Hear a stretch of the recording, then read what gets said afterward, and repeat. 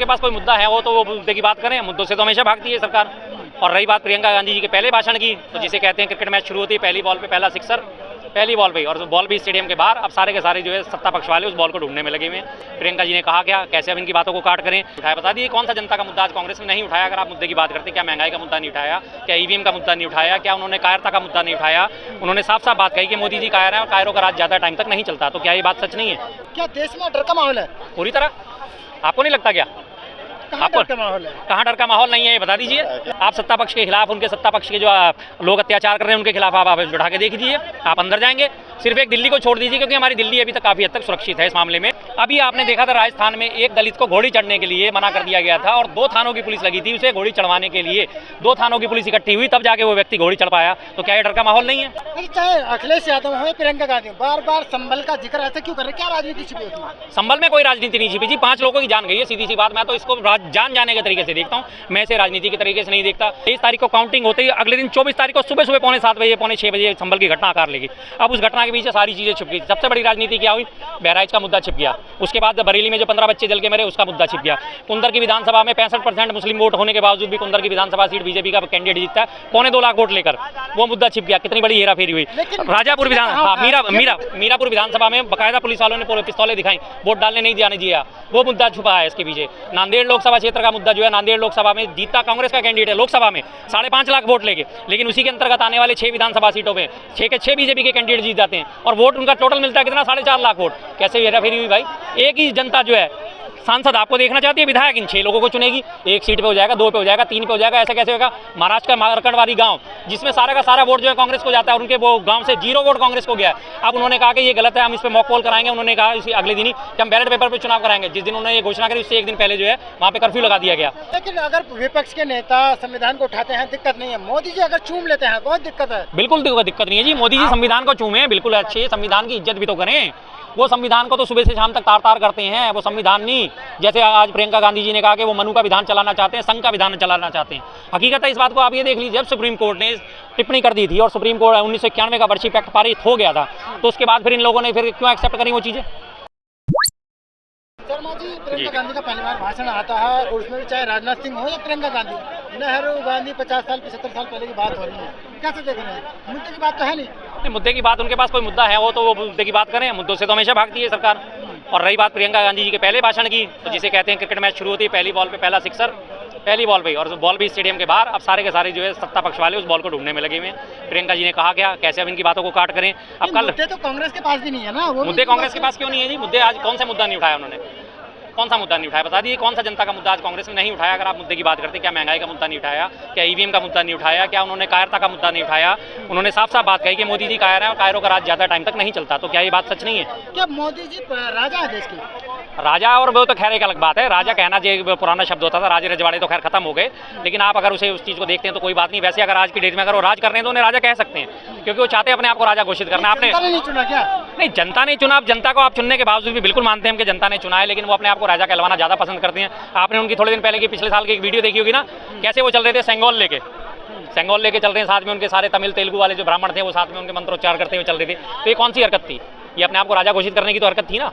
जब हमारे वो सेंगोल को, जब उन्होंने सत्ता हस्तांतरण हुआ था, सेंगोल को रखवा दिया गया था, म्यूजियम में रखवा दिया गया था कि ये हमारे राजे रजवाड़े नहीं चलेंगे, अब लोकतंत्र का शासन चलेगा। लेकिन उस सेंगोल को दोबारा वापस निकाल के लाए, क्योंकि उससे पहले महारानी का आपने देखा था ना, महारानी के वो डेथ होने के बाद उनके जो बेटे की ताजपोशी हुई थी, तो उसमें वहाँ पे भी वो इसी तरह का एक सेंगोल लिया गया था। उससे इंस्पायर होकर मोदी जी भी आगे फटाफट अपना सेंगोल लेके चल दिया अपने आप को राजा घोषित करने के लिए। लेकिन जहाँ राजा जो है वो जनता होती है। क्या देश में डर का माहौल है? पूरी तरह। आपको नहीं लगता क्या?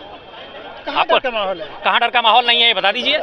हाँ, कहाँ डर का माहौल लीजिए। आप सत्ता पक्ष के खिलाफ खुल के बोल के देख लीजिए। आप अंदर जाएंगे, आप अंदर जाओगे, आप उठा के बात करो। आप सत्ता पक्ष के खिलाफ, उनके सत्ता पक्ष के जो लोग अत्याचार कर रहे हैं उनके खिलाफ आप आवाज उठा के देख लीजिए, आप अंदर जाएंगे। सिर्फ एक दिल्ली को छोड़ दीजिए, क्योंकि हमारी दिल्ली अभी तक काफी हद तक सुरक्षित है इस मामले में। दिल्ली देश की राजधानी है, यहाँ के जो भी हरकत होगी वो दूर तक जाती है। लेकिन दिल्ली को छोड़ के आप कहीं भी चले जाइए, बिहार चले जाइए या उत्तर प्रदेश चले जाइए या मध्य प्रदेश चले जाइए, वहाँ आपको ऐसी ऐसी हरकतें दिखेंगी आप आवाज़ नहीं निकाल सकते। अभी आपने देखा था राजस्थान में एक दलित को घोड़ी चढ़ने के लिए मना कर दिया गया था और 2 थानों की पुलिस लगी थी उसे घोड़ी चढ़वाने के लिए। 2 थानों की पुलिस इकट्ठी हुई तब जाके वो व्यक्ति घोड़ी चढ़ पाया। तो क्या ये डर का माहौल नहीं है? बता दीजिए। लगातार आप यूपी की घटनाओं पर नजर मारिए, यूपी की घटनाओं में आपको दिखेगा कि डर का माहौल नहीं है। आप सत्ता पक्ष के खिलाफ बोल के देख लीजिए, आप भी पत्रकार है ना, एक दिन जाके वहाँ पे मिड डे मील की कवरेज कर लीजिए। जब आप सूखी रोटी और नमक के साथ रोटी खाते हुए बच्चों को दिखाएंगे ना, अगले दिन आप जेल के अंदर होंगे। और झूठ नहीं बोल रहा, और झूठ नहीं बोल रहा, इस बात सच्ची है। जिस पत्रकार ने बात उठाई थी, आपको याद है ना, उस पत्रकार को जेल में डाल दिया था कि शासन के खिलाफ जो है दुष्प्रचार कर रहा है। याद है ना आपको, मिड डे मील की जब उसने उठाई थी ये मुद्दा उठाया था। अंकिता भंडारी हत्याकांड आपको याद है, उत्तराखंड में बीजेपी की सरकार है, अंकिता भंडारी हत्याकांड हुआ था, उसकी आवाज़ उठाने के लिए उसके माता पिता जो है उन्होंने न्याय की आवाज़ उठाने के लिए वो धरने पे बैठे। उनका साथ एक आशुतोष नाम के पत्रकार ने दिया। उस पत्रकार को पुलिस उठा के ले गई और उसके कपड़े उतरवा के सिर्फ अंडरवियर में उसे घुटनों में बैठा के उसकी फोटो खींची गई और वो सर्कुलेट करी गई। कसूर क्या था उसका? पीड़ितों का साथ दे रहा था वो। अंकिता भंडारी के हत्याकांड में अभी तक उसके लोगों को सजा नहीं मिली, अभी तक तो एक्यूज ही तय नहीं हुए कि वास्तव में अभियुक्त थे तो थे कौन। ठीक, तो आप बताइए डर का माहौल है या नहीं है? चाहे अखिलेश यादव हो, प्रियंका गांधी, बार बार संभल का जिक्र ऐसा क्यों कर रहे हैं? क्या राजनीति छिपी होती है? संभल में कोई राजनीति नहीं छिपी जी, 5 लोगों की जान गई है, सीधी सी बात। मैं तो इसको जान जाने के तरीके से देखता हूँ, मैं इसे राजनीति के तरीके से नहीं देखता। अब संभल की आप घटना का जो मैं पहले भी कई बार इसका वो दे चुका हूँ, डेफिनेशन आपको दे चुका हूँ। हुई कैसे? आकार कब ली? 20 तारीख को पोलिंग थी। पोलिंग में इनको कहीं से कहीं उम्मीद नजर नहीं आ रही थी कि क्या होगा क्या नहीं होगा। अगले 3 दिन में जब उनके हेरा फेरियां हुई, सब कुछ हुआ और तमाम ऐसी घटनाएं आकार लेके गई जिसका इन्होंने इलेक्शन के बाद जवाब देना था। 23 तारीख को काउंटिंग होते ही अगले दिन 24 तारीख को सुबह पौने 7 बजे, पौने 6 बजे संभल की घटना आकार लेगी। अब उस घटना के पीछे सारी चीज़ें छिप गई। सबसे बड़ी राजनीति क्या हुई? बहराइच का मुद्दा छिप गया। उसके बाद बरेली में जो 15 बच्चे जल के मरे, उसका मुद्दा छिप गया। कुंदर की विधानसभा में 65% मुस्लिम वोट होने के बावजूद भी कुंदर की विधानसभा सीट बीजेपी का कैंडिडेट जीतता है, 2.25 लाख वोट लेकर, वो मुद्दा छिप गया। कितनी बड़ी हेरा फेरी हुई।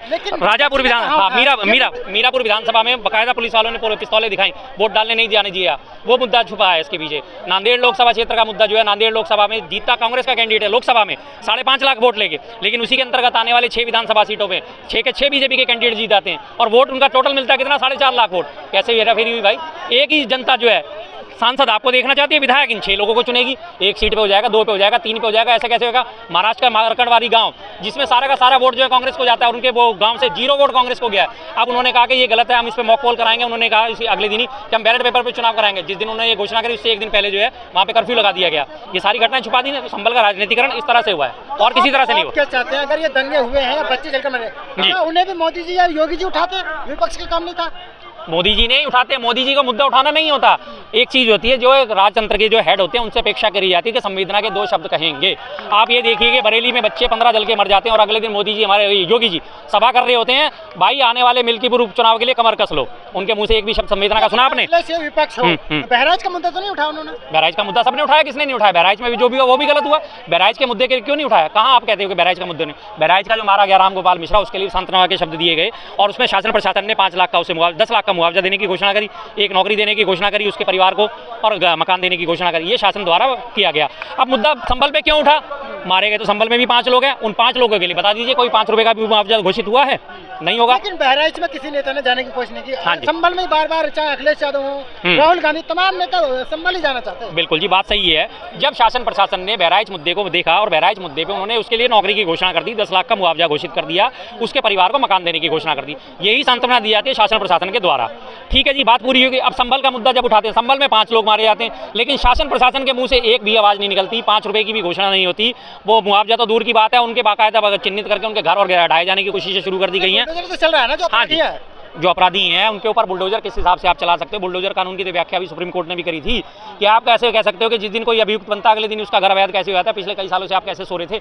लेकिन कानून को भी प्रशासन ताक पे रख के चल रहा है। अभी मैं आपको अटोला मस्जिद का उदाहरण देता हूँ, जालौन मस्जिद का। वहाँ पे अभी 13 तारीख का जो है वो मामला जो है उसमें हाईकोर्ट में लंबित है।